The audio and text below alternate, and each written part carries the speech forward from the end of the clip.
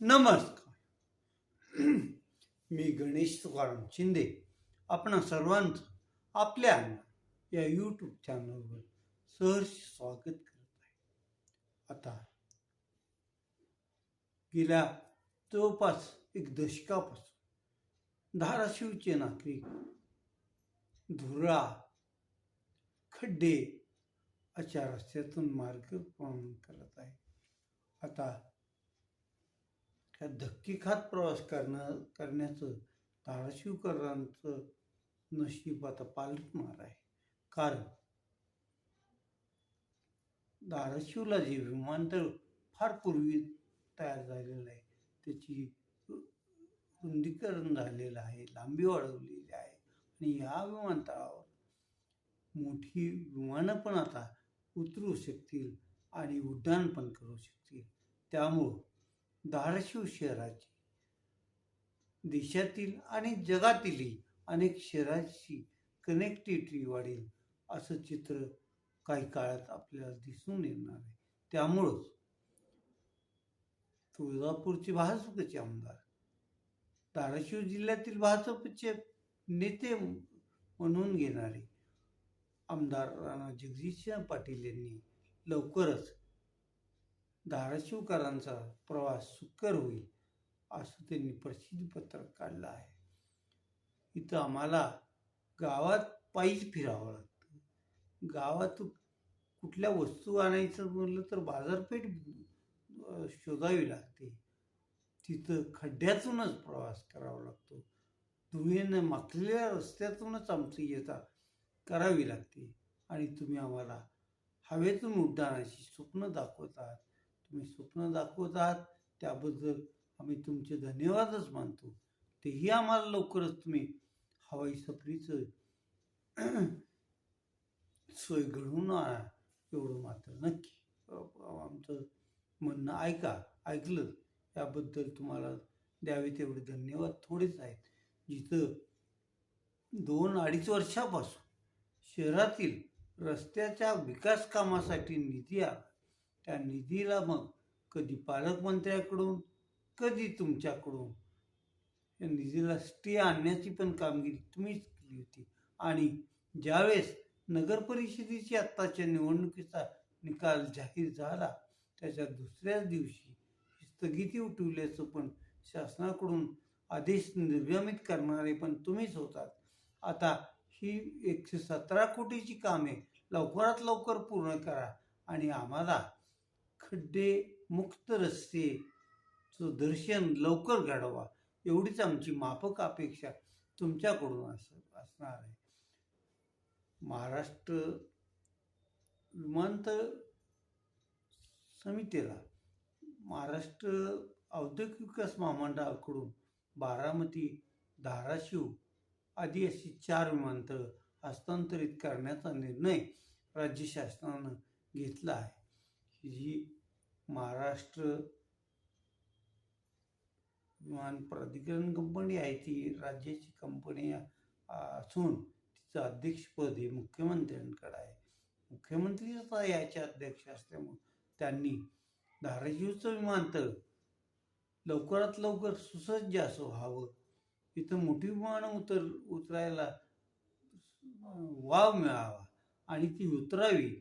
इतर देशातील इतर शहरांशी धाराशिवची कनेक्टिव्हिटी वाढावी. धाराशिव इथं पिकलेला शेतीमाल विमानानं का होईना दुसऱ्या शहरात जावा एवढी फार माफक अशी धाराशिव जिल्हावासियांची अपेक्षा आहे. आणि या अपेक्षा लवकरात लवकर महायुती सरकारनं पूर्ण करावी एवढंच मागणं आम्हा सर्वांचं आहे. तेवढं पूर्ण करावं हीच अपेक्षा आहे.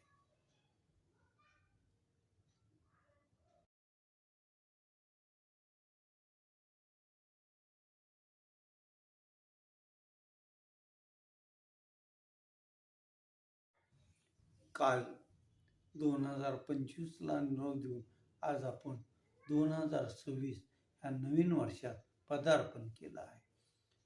नववर्षाचा स्वागत समारंभ जिल्हाभर अनेक ठिकाणी विविध प्रकारे साजरा करण्यात आला. धाराशिव लोकसभा मतदारसंघाचे खासदार ओमप्रकाश बालसिंह उर्फ वनराजे निंबाळकर आणि त्यांच्या पत्नी ॲडव्होकेट संयोजिनी ओमप्रकाश राज निंबाळकर यांनी आणि पाटील नदीच्या म्हणजे विमानतळाच्या जवळच्या स्वाधार मूकबधीर केंद्रात 9 वर्षाचा कार्यक्रम त्यांनी घेतला. तेथील गतिमंद मुलींबरोबर हसत खेळत त्यांनी आपला काही वेळ घालवला. त्या मुलांच्या आनंदात आपला आनंद मानला आणि एक प्रकारे यांचीही पण आपण काळजी घेतली पाहिजे असते हे दाखवून त्यांनी आपल्या कृतीतून दाखवून दिलं आहे. ओमप्रकाश राजे निंबाळकर, संयोजिनी ओमप्रकाश राजे निंबाळकर तसंच शिवसेना उद्धव बाळासाहेब ठाकरे पक्षाचे इतर पदाधिकारी यावेळी इथं उपस्थित होते. स्वाधार मतिमंद आश्रमाचे मुख्य शहाजी चव्हाण, त्यांचे सहकारी आदी मंडळी पण उपस्थित होती आणि एका अर्थाने खेळीमेळीच्या वातावरणात जग कसं आहे हेच न करणाऱ्या बालकांसोबत थोडा वेळ काढून घालवून त्यांच्याही आनंदात भर पाडली. याचं जिल्हाभरातून खासदार ओमप्रकाश राजे निंबाळकर यांचं आणि त्यांच्या सहकार्याचं कौतुक होत आहे. 2025चा दखलचा दिवाळी अंक हा मित्र आणि मित्रत्व या विषयावर वाहिलेला आहे. या अंकात मित्र आणि मित्रत्वासंबंधी अनेक प्रतितेश आणि नवोदितांचे पण लेख प्रकाशित करण्यात आलेले आहेत. हा दिवाळी अंक उद्या सोमवारपासून राज्यातील बहुतांशी बुक स्टॉल आणि मुख्य बुक स्टॉलवर उपलब्ध असणार आहे. 29 महानगरपालिकेच्या निवडणूक कार्यक्रमात अर्ज माघारी घेण्याची वेळ आता जवळ आली आहे. त्यामुळं सर्वच पक्षातील नाराज आणि बंडखोर मंडळीची मनधरणी करण्याचं काम आता त्या पक्षाचे ज्येष्ठ नेते आणि धुरंधर असे राजकारणी करत असल्याचं दिसत आहे. काही जण त्यांची मनधरणी वश होऊन अर्ज माघार पण घेत आहेत, पण काही जण आम्ही लढणारच यावर पण ठाम असल्याचं दिसून येत आहे. सर्वात जास्त बंडखोरी आणि नाराजीचा परिणाम भाजपवर झाल्याचं 29ही महापालिकांमध्ये दिसून येत आहे. त्यामुळं दस्तूरखुद मुख्यमंत्री देवेंद्र फडणवीस नाराज आणि ज्यांनी बंडखोरी केली आहे यांच्याशी दूरध्वनी किंवा प्रत्यक्ष भेटून संपर्क साधून त्यांची नाराजी दूर करण्याचा प्रयत्न करत असल्याचं दिसून येत आहे. त्यांच्या प्रयत्नाला किती यश येतं आणि त्याचा किती फायदा होतो हे आपल्याला 3 जानेवारीनंतरच कळून येणार आहे.